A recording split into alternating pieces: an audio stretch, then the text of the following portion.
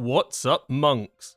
Whether you're a Windwalker, Mistweaver, or even a Brewmaster, today I thought I'd make a video going through 5 macros I recommend all monks use, whether you run Mythic Plus, Raid, or perhaps you just enjoy playing in the open world.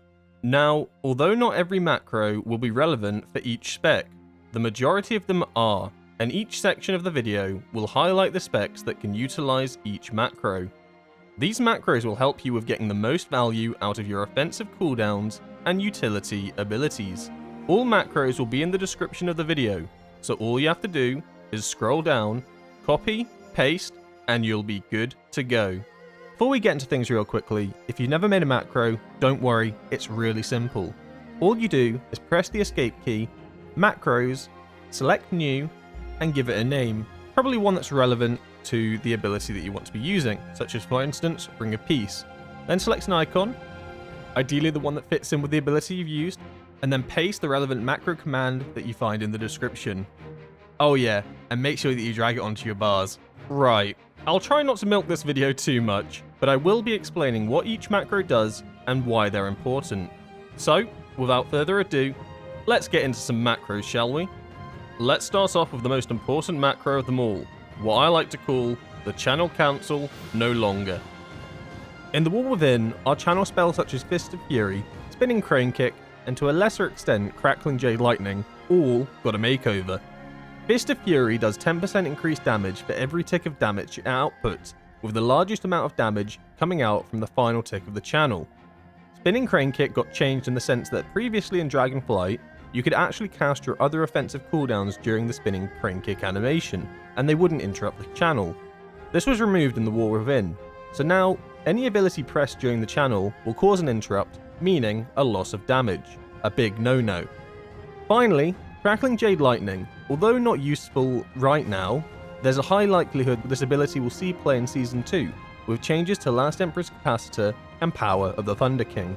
Interrupting this channel would result in a significant loss in damage when running this build. By using another ability during one of these channels, even if it's just a millisecond before the channel ends, you're essentially stealing damage from yourself.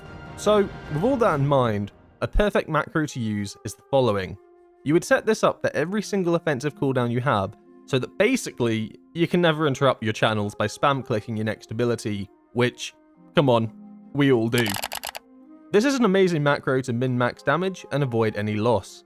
Here's a list of all the abilities I use this macro on. The main reason I don't macro this into utility abilities like Roll or Tiger's Lust for example, is that in some situations you may need to cancel a channel to get out of a mechanic, and this allows the freedom to do so. So Vivify, if you've watched any of my videos or live streams, you know I glaze this beyond belief. This is what I regard as Windwalker's 4th defensive, as it's basically an instant heal on a 10-second cooldown. However, it doesn't just have to be for yourself.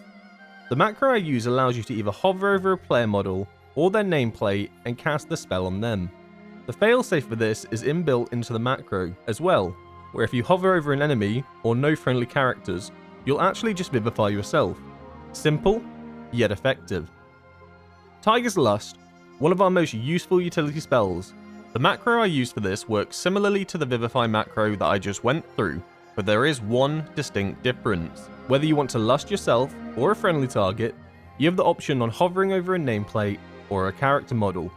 This can be really useful in a split-second decision, where you see a player struggling to get out of a mechanic, or if you know you need to cast Tiger's Lust at a set time, but don't want to remove target focus from a boss, you can just hover over your nameplate, press your keybind, and then continue pumping. The key difference between this macro and the Vivify macro is that you will not self-lust yourself if you press the macro with no target hovered. This is an important failsafe in my opinion, for if you accidentally miss your lust target initially, you avoid wasting the lust on yourself and can attempt to lust them again. Moving on to Detox, a rather underutilized ability that has a whole bunch of uses and a rather low cooldown. Surprise, surprise, my Detox macro is actually the exact same as my Vivify macro, and there is a reason for this, over using the same one that I would use for Tiger's Lust. This is predominantly because, unlike Tiger's Lust, misclicking Detox is not punishing. If you misclick it with this macro, you'll detox yourself. However, the cooldown will not activate, so you could instantly repress the ability on the right target instead. This also means you can self-detox without having to hover over yourself.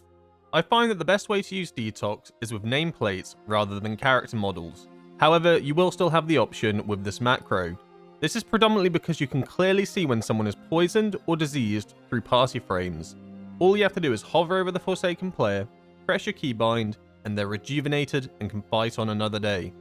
Additionally, another tip with detox is it actually gets rid of one of the affixes, Xal'atath's Bargain Devour, so you can use this proactively in a dungeon either on yourself or another ally, just to give the healer a helping hand.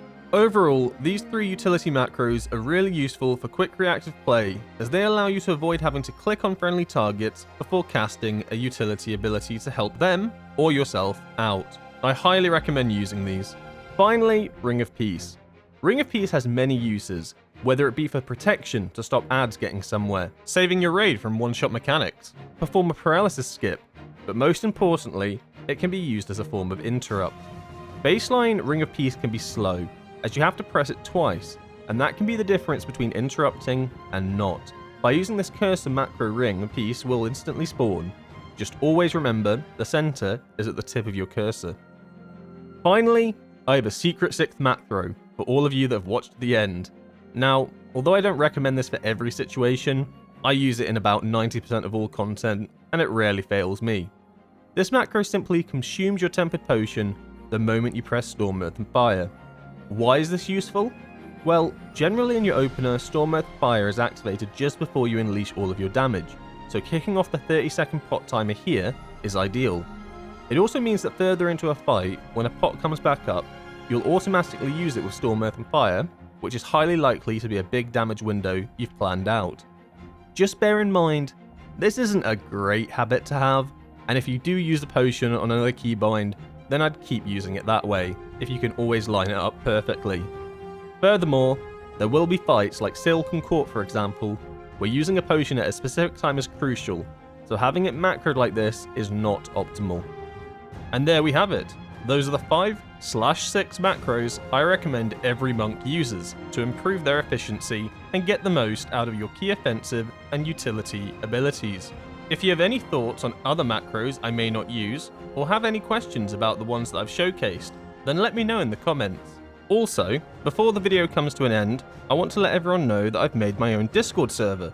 So, if you want notifications for when my videos are uploaded, a schedule for any of my live streams, if you want to message and talk directly to me or any of the Windwalkers, as well as look through any of the resources for the monk class that I'm constantly updating, then it would be great to have you.